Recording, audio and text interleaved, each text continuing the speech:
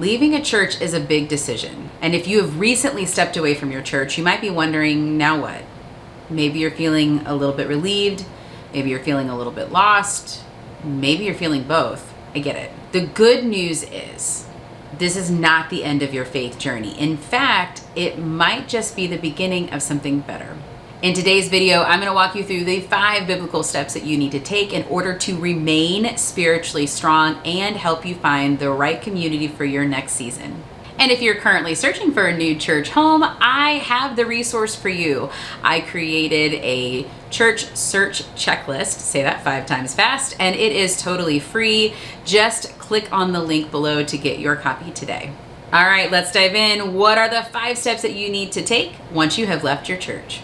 All right, the first thing that we are going to do is we are going to seek God first in prayer. Matthew 6:33, but seek first the kingdom of God and his righteousness, and all these things will be added to you. This is my pump the brakes step, right? This is the step that asks us to go back and really ask ourselves some deep questions about why we're wanting to leave the church in the first place. And I'm going to get on my soapbox a little bit here, but some of y'all change churches like you change underwear. Like, some of you guys are looking at church as a way to be entertained. And so if the music isn't right, or if the message doesn't make you feel good, or if you don't completely like a part of a program that the church offers, right? Any of those are excuses that we use to just walk away from the church. And here's where I implore you, my sweet friend, do not do that. Leaving a church should be a big decision, and one that you first go to God and ask about in prayer. Johnny and I, my husband, faced a situation where for 2 years, over things that were occurring at our church, we were hitting our knees and praying and asking God for wisdom and discernment. We went to the church leadership several times to get a resolution for the issues that were arising. And after 2 years of continually seeking God, of continually talking to church leadership and trying to reach a resolution, it finally became evident that it was time to leave. But it took 2 years. And that's the level of commitment that we should have to the churches.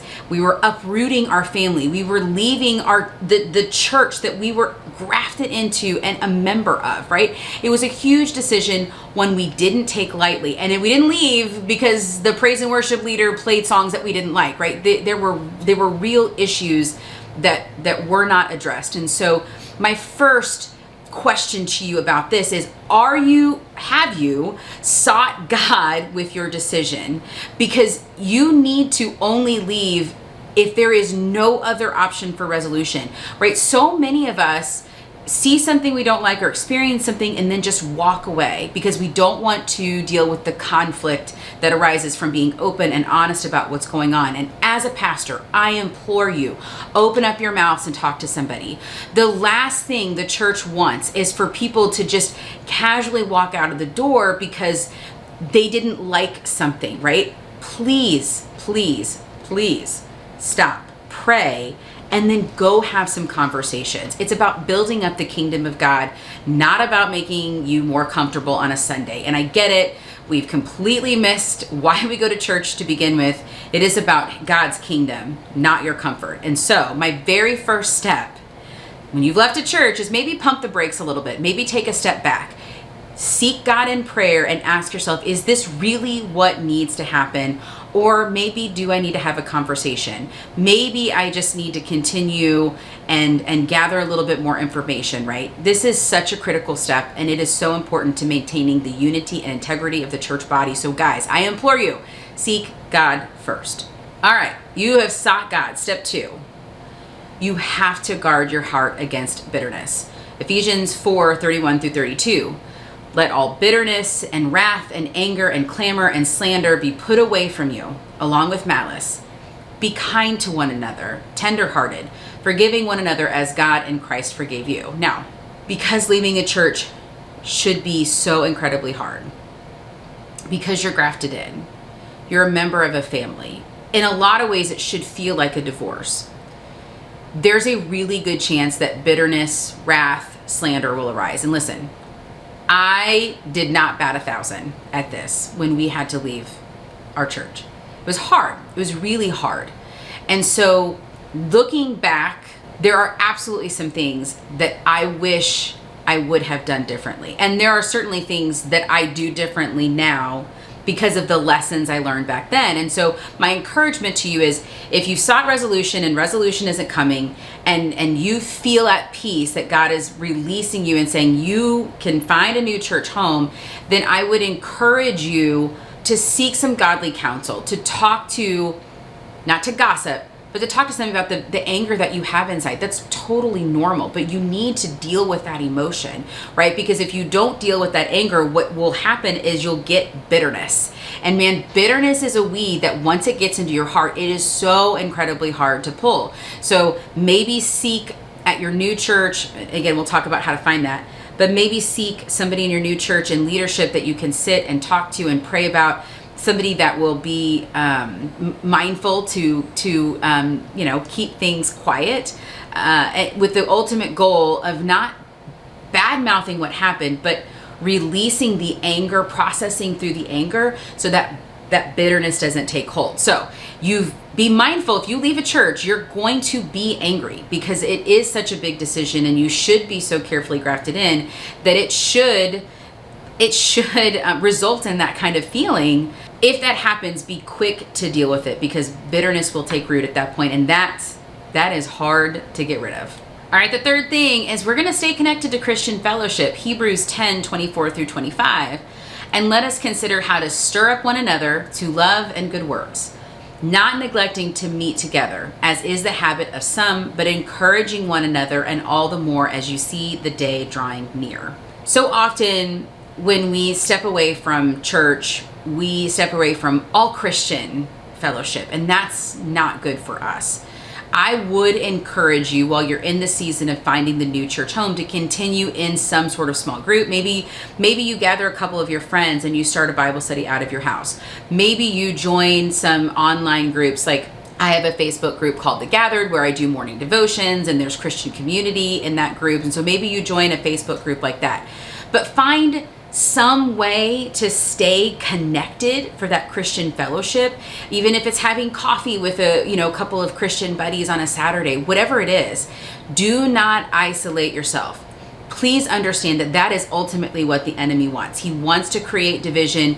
He wants to separate us from God's kingdom, from the church.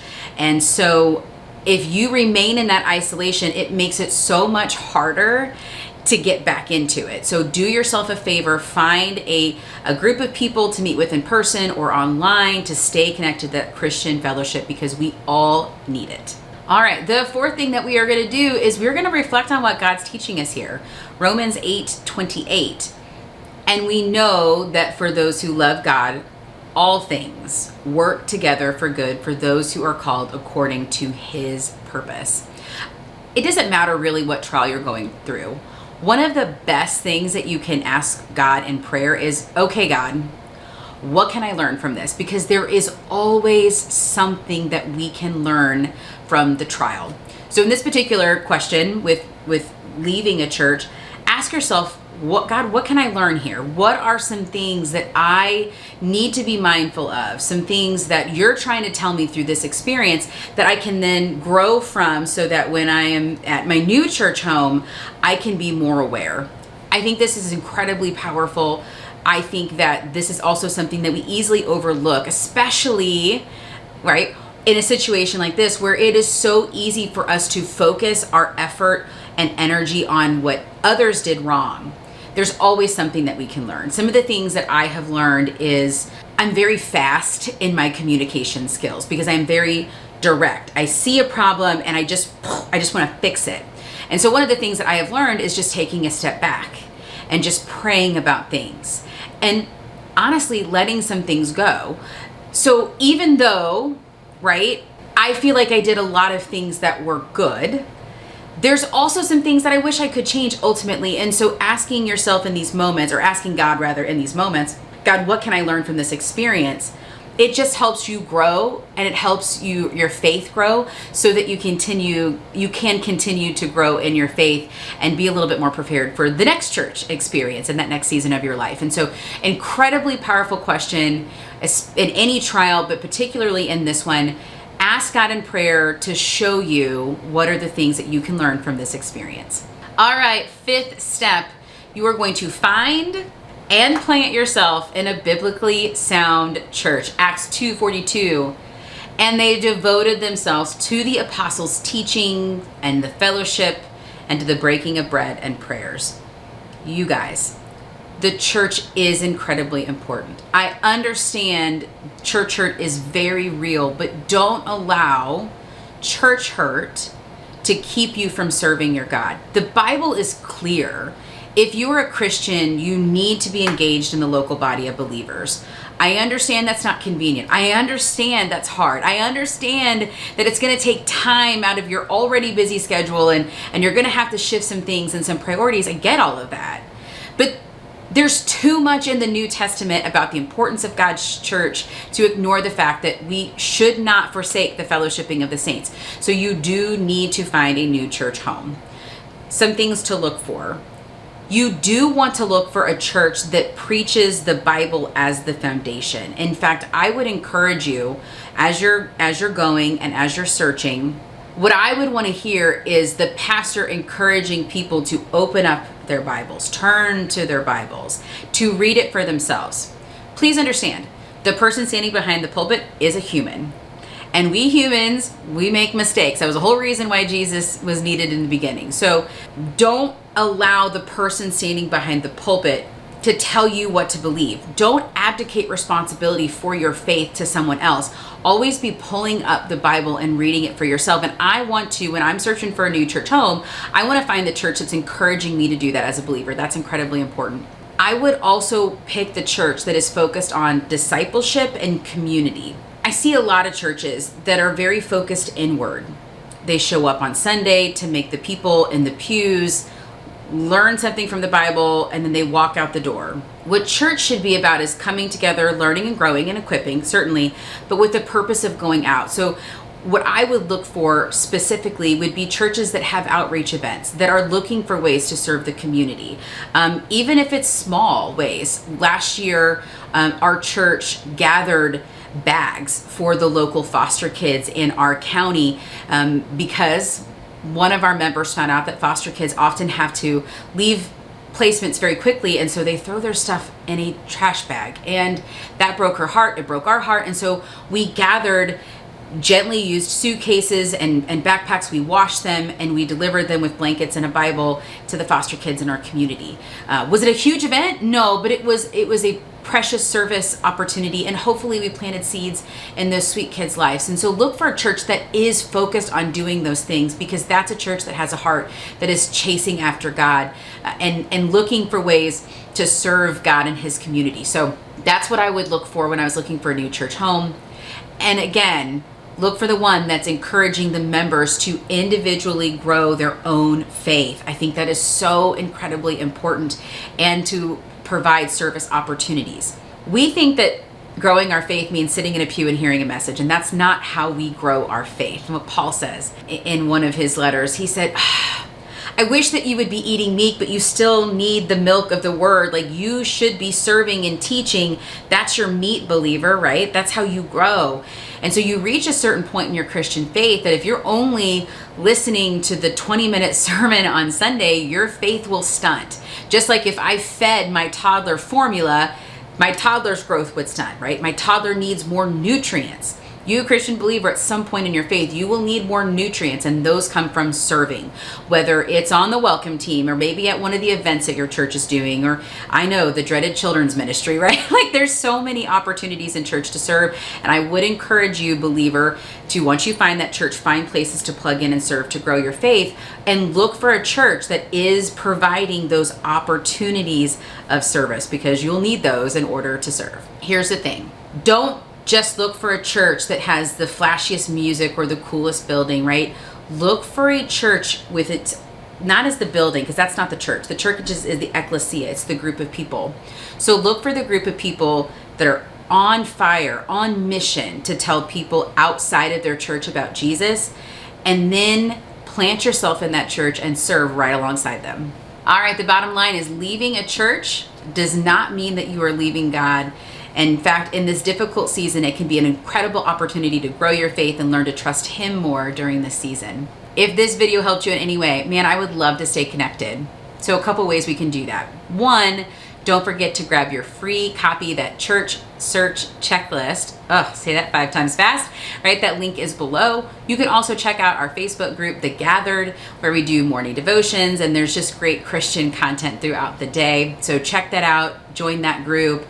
And then you can also, it'll be available for purchase on the 28th, purchase my brand new, very first debut children's Christian book, Dragons Don't Go to Church. It's a sweet story about a little girl named Diana who thinks that she's a dragon, right? And so anyway, this is an adorable book. This will be available for sale on March 28th. I should have the pre-order links below. And don't forget to subscribe and like this video. If this again helped you, please hit that subscribe button. Don't forget to ring that bell, and I will see you guys next Thursday.